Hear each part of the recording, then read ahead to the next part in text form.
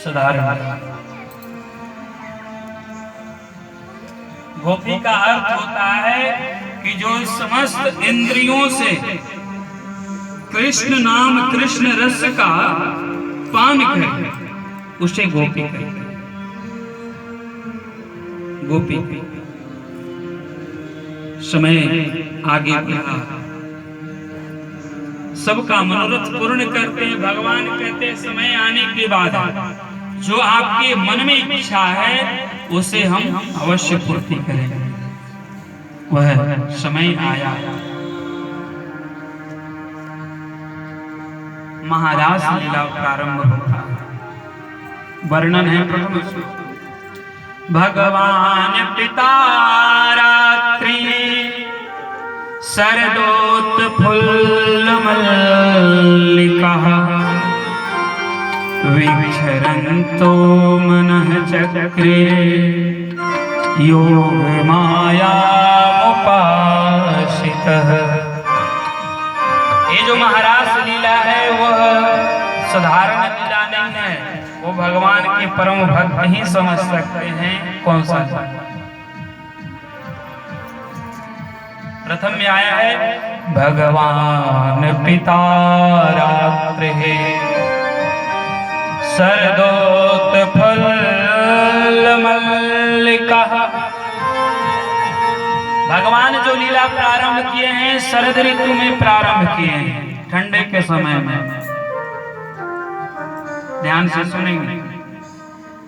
और इसमें जो सुखदेव भगवान विनती करते हैं, पुष्पों का वर्णन करते हैं, वह ऐसा पुष्प है जो ज्येष्ठ के महीना में फूलता है, प्रकाशित होता है। और भगवान आज प्रथम बार बंसी बजा, बंसी प्रतिदिन बजाते थे, लेकिन आज स्पेशल उन्हीं गोपियों के लिए। पहले जो बंसी बजाते थे समस्त ब्रजवासी सुनते थे, लेकिन आज जो भगवान बंसी बजा रहे हैं उसे सिर्फ वही गोपी सुन रहे हैं जिनके साथ आवरण भंग लीला हुआ, जिनका चीरहरण हुआ है, जिन्होंने वर्षों तक तपस्या किया है और जिन्होंने कात्यायनी माता का पूजन किया है। बाजा बजाए, बंसी बजाते हैं। विचरन्तो मनः चक्रे योग माया उपाश्रितः। योग माया का आश्रय लेकर के भगवान श्री कृष्ण बंसी बजाते हैं और उस बंसी के कृपा से समस्त ब्रजवासी वही सुनती हैं जिनका चिरहरण लीला हुआ है। महाराज सभी अपने अपने कामों में व्यस्त हैं, अपने अपने कर्मों में व्यस्त हैं। इतना व्यस्त है, इतना व्यस्त है जिसको सिर्फ एक भगवान का वह सौंदर्य लीलाओं का ही गुणगान हो रहा है। सिर्फ बंसी ऐसा लग रहा है कि हे प्रभा, हे ललिता, हे विशाखा, हे श्री राधा, मानो मैं यहाँ से पुकारो सबके लिए, लेकिन आपको सुनाई दे कि सिर्फ मैं ही, मेरे लिए ही पुकारा जा रहा है। प्रभा के मन में ऐसा विचार हो रहा है कि भगवान श्री कृष्ण जो बंसी बजा रहे हैं वो सिर्फ मेरे लिए बजा रहे हैं। ललिता के मन में ऐसा भाव आ रहा है कि भगवान जो बंसी बजा रहे हैं वो मेरे लिए ही बजा रहे हैं, किसी और के लिए नहीं बजा रहे हैं। सब अपने अपने कामों में व्यस्त हैं, कामों में व्यस्त।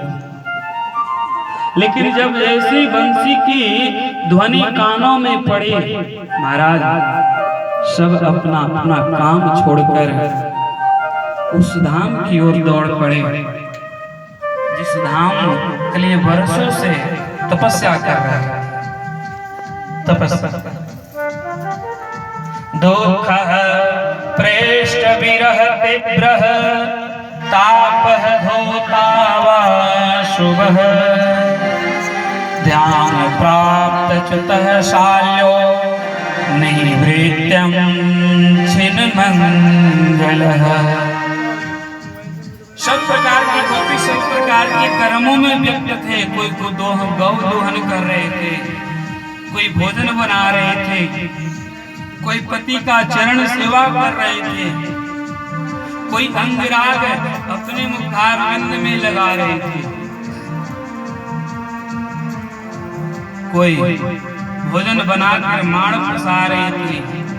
जैसे ही भगवान के वह ध्वनि सुनाई दिया, दौड़े दौड़े जमुना के तट पर मध्य रात्रि गोपियों के प्रति इतना दबाव देकर गोप डाला, तुम कहां जा रहे हो? बोले भगवान से मिलने। उसको बड़ी एक रूम में कैद कर घर में बंद कर दे। लेकिन वह गोपी योग माया के प्रभाव से अपने शरीर को छोड़कर भगवान के चरणों में पहुंच गए। चरणों में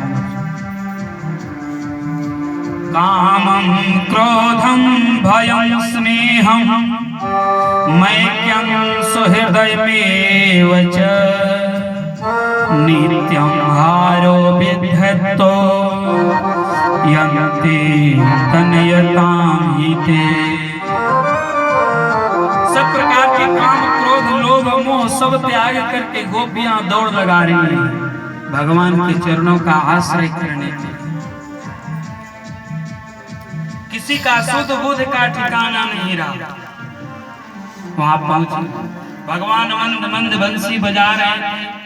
अंधेरी रात्रि, शरद पूर्णिमा का रात्रि था, मंद मंद बंसी बज रहा है। देखते देखते जितना भी गोपियां थी भगवान के चारों तरफ पहुंच। भगवान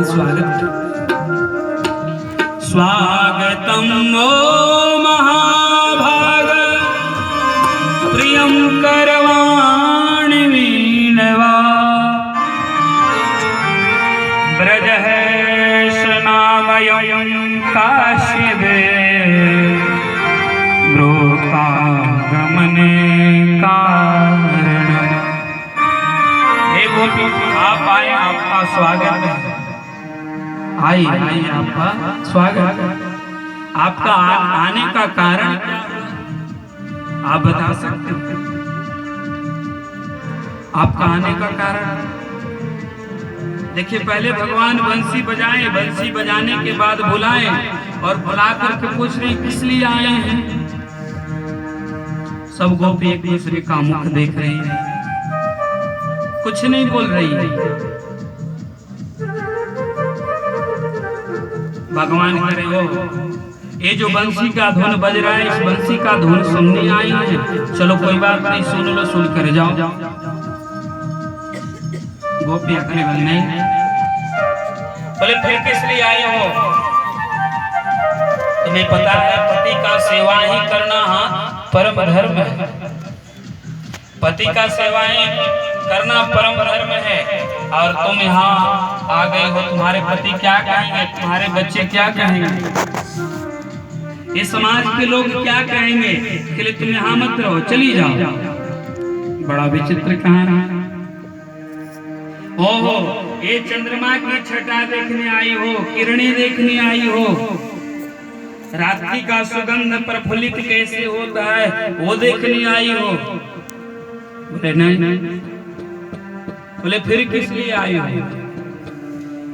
चली जाओ। बार बार भगवान कहते हैं कि चली जाओ, चली जाओ, चली जाओ। गोपियां कुछ नहीं बोली। बोले महाराज एक बात आप जवाब दें, मैं चली जाऊंगा। बोले हाँ पूछो। बोले किसी का नया नया विवाह हो, पति विवाह करके लाए, उस पति को प्रदेश जाना जरूरी करे अर्थ अर्जन करने के लिए। पत्नी बोली महाराज अभी अभी विवाह हुआ है, हमें छोड़कर आप जाएंगे? मेरा पतिव्रता धर्म का पालन कैसे हो? हमें भी साथ में ले चलिए। पति बोला मैं नहीं ले जा सकता। यदि इस तरह की बात है तो एक काम करो, मेरा ही छवि का तुम पूजा किया करो, दिन रात ध्यान